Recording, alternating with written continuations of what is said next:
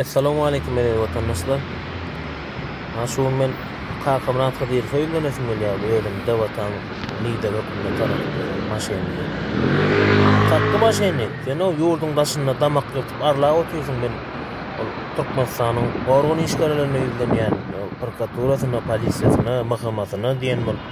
Sen ben Türkmenistanyň prokuratura diýişe gaýtdyň näme? Enne bugun kunna sen eýäň täzeledingmi? Başga biriniň güjü bolmaň sen, ýal berenin güjü diýerler ha.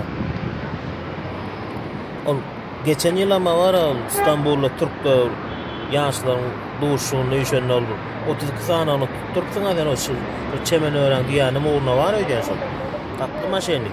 Sen ol haýfy eýäň kimligi belli däl sen kim ýal berde şoň işläp berdiň sen. O bir sözüm var ol beýşine bu aýtdy.